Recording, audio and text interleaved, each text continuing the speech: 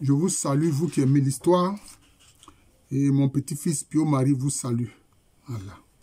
Alors, je voudrais avec vous m'interroger sur les images du Bouddha.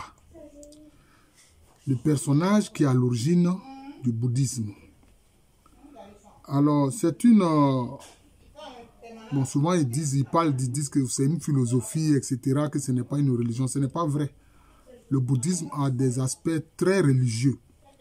Puisque le Bouddha Gautama, Siddhartha, qu'est-ce qu'il voulait? Il voulait mettre fin à ce qu'on appelle le samsara, c'est-à-dire la roue des réincarnations. C'est un aspect spirituel. Mais ce que je voudrais ici échanger, ce sur quoi je voudrais ici échanger avec vous. Vous voyez, regardez l'image de ce Bouddha-là. Il faut que vous puissiez voir. Vous allez voir que c'est des images en fait d'un Bouddha qui est assez noir. Qui est noir. Alors, la luminosité fait que c'est comme si on a l'impression que c'est blanc, mais non. Il est très noir. Voilà. Vous allez voir d'autres images du Bouddha. Vous allez voir d'autres images du Bouddha. Oui.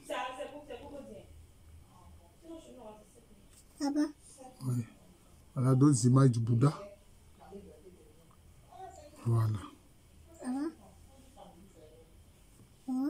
Oui. Oui, oui. Et au fur et à mesure, on voit maintenant une sorte de blanchiment du Bouddha. On voit une sorte de blanchiment du Bouddha. En réalité, dans des régions comme le Cambodge, le Laos, le Vietnam, la Thaïlande, la représentation des Bouddhas là-bas était... C'est des Bouddhas qui sont noirs. C'est des Bouddhas qui sont noirs. Et vous voyez, avec des cheveux crépus. Vous voyez, des Bouddhas noirs avec des cheveux crépus. Le Bouddha est représenté noir avec... Ses cheveux sont crépus. Vous voyez, ses cheveux sont crépus. Comme toute coiffure ou bien toute chevelure de quelqu'un qui est un nègre. Vous voyez. Oui. Et regardez par exemple le Bouddha ici. Hein? Il est noir avec des cheveux crépus. Des cheveux crépus.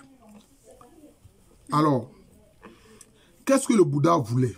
En réalité, le bouddhisme est né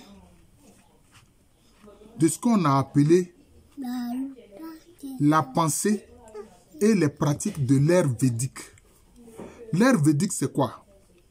C'est l'ère de ces hommes noirs qui ont d'abord été les premiers à peupler l'Asie, dont les descendants sont devenus les hommes, dont les descendants sont devenus les hommes, c'est-à-dire, comment on appelle ça, l'homme de Hans là, ou l'homme mongoloïde, c'est-à-dire le chinois, le japonais, le coréen.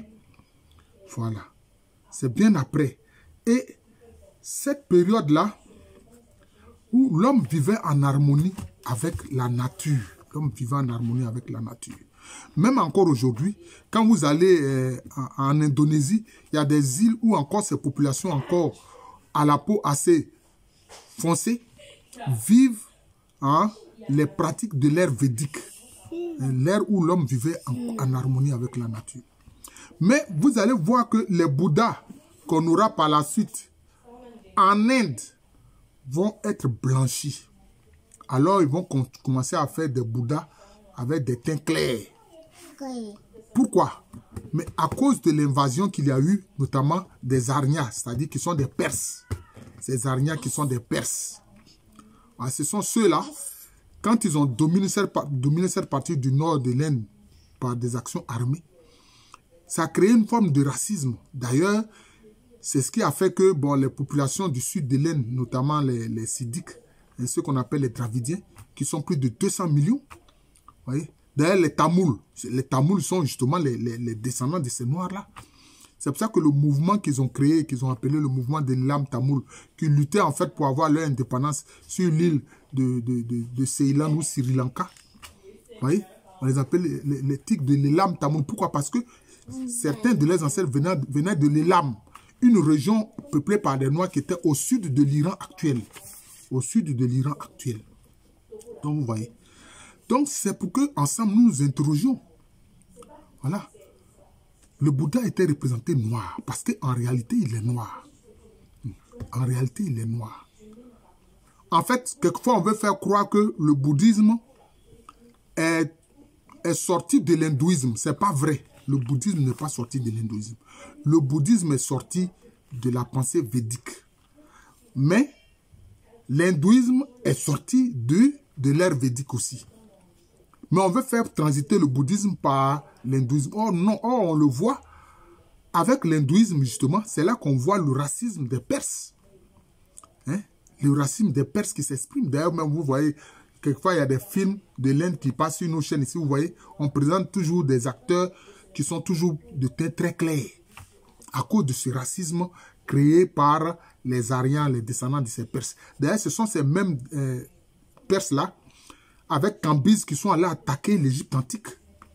Ils ont massacré les gens en Égypte antique. Ils ont obligé beaucoup de Kamites, des Noirs Kamites de l'Égypte antique, à quitter l'Inde, à quitter l'Égypte. C'est ce qui s'est passé.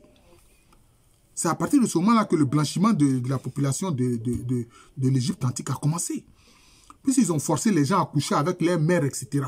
Ça a été une catastrophe, hein, pour nos ancêtres Kamites, nos ancêtres de Kama. Vous comprenez? Donc c'est ça. Hein? C'est ça.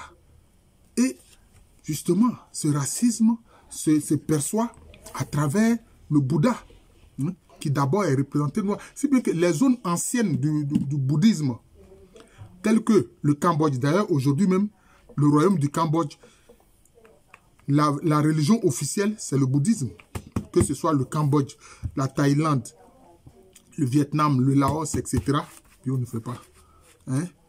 Les statues de Bouddha sont représentées noires, avec des cheveux crépus. C'est la preuve. Mais avec l'Inde, à cause de l'intrusion justement des Aryans qui sont des Perses, les Perses en fait, ce sont des populations indo-européennes. Hein. C'est eux qui peuplent la majorité de l'Iran, mais en fait, ce sont des populations indo-européennes. Leur langue, le perse, c'est une langue indo-européenne. Et c'est eux maintenant qui ont commencé à blanchir le Bouddha. C'est eux qui ont, en fait, à l'intérieur de l'hindouisme, instauré les castes. Les castes, donc le plus souvent, ce sont ceux qui étaient noirs là, dont on en a fait des intouchables. On les a forcés à être ceux qui ramassent les ordures, les excréments, etc. Voilà les faits.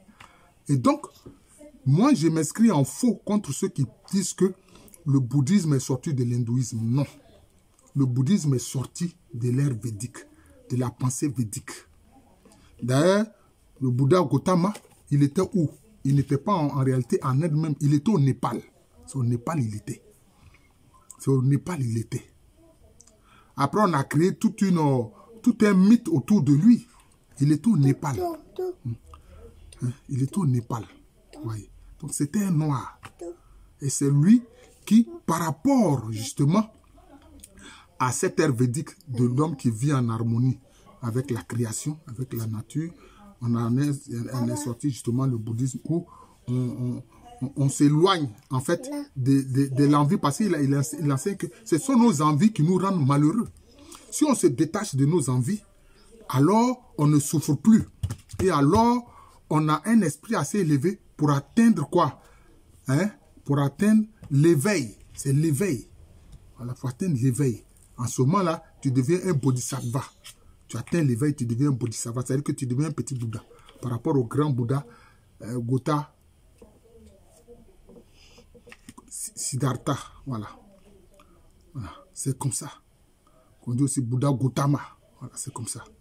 Et puis par la suite même, il y a celui qu'on a appelé le Bouddha qui aide à atteindre l'éveil. Ce Bouddha-là qui permet d'atteindre l'éveil, qui, quelquefois, dans les comparaisons, fait penser au Christ. Voilà. Lui, au moins, là, il tient la main des gens pour les faire atteindre l'éveil, puisque il est difficile par soi-même comme ça d'atteindre l'éveil. Vous voyez, c'est comme ça.